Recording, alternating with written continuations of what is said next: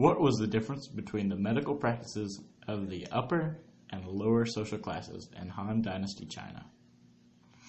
Many historical sources agree that the upper and lower classes often used similar medicinal practices. However, those belonging to the upper class generally use more technologically advanced methods of healing, and those belonging to the lower class tended to rely on folk medicine and both traditional and superstitious practices.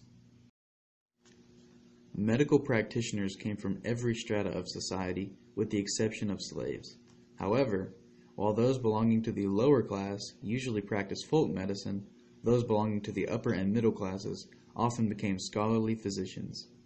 In addition, those belonging to the upper and middle classes were more likely to see physicians than the commonality.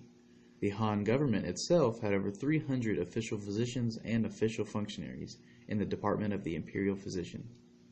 Many of these court physicians handled large cases such as infections and epidemics, and some even performed a variety of surgeries such as on war wounds, ulcers, and skin conditions. Those belonging to the lower class were often superstitious, and many of their medical practices focus on balancing one's qi, a mystical energy that flows through the body. Medical practitioners belonging to the lower class usually became midwives, shamans, or something similar to magicians. Lower-class citizens were usually born into the professions, and their medical traditions were passed down from father to son, and even from mother to daughter. The lower-class citizens were less likely to see doctors than those belonging to the upper and middle classes. Many believed that physicians who cured illnesses were inferior to those who treated illness before any symptoms arose. Some considered the drugs physicians prescribed as toxic. Subsequently, these lower-class citizens were more likely to practice folk medicine and self-care. While these medical traditions were utilized by members of all social classes, they were most commonly implemented by the lower class.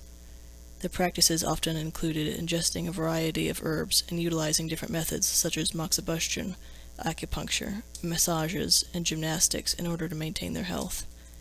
Many would even lick their wounds. Moxibustion is the burning of dried moxa leaves directly upon one's skin or indirectly by using acupuncture needles in an attempt to regulate the flow of blood and qi.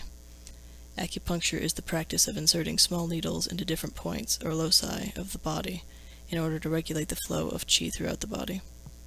Different herbs, roots, and the juice of certain tree barks were ingested both as cures for illnesses and as preventative medicine. In addition, those practicing folk medicine used different methods for transmitting their medical knowledge than the physicians belonging to upper and middle classes. The knowledge and techniques of folk medicine were spread through oral tradition. The upper-class physicians, however, carefully documented their medical research. Many medical books and documents were written before and during Han Dynasty China, and physicians often passed these documents down to their pupils. In conclusion, the upper and middle classes were more likely to see physicians, and the lower-class citizens were more likely to employ self-care and see shamans and midwives. The medicine of the physicians was more technologically advanced, whereas the poor clung to superstitions and home remedies.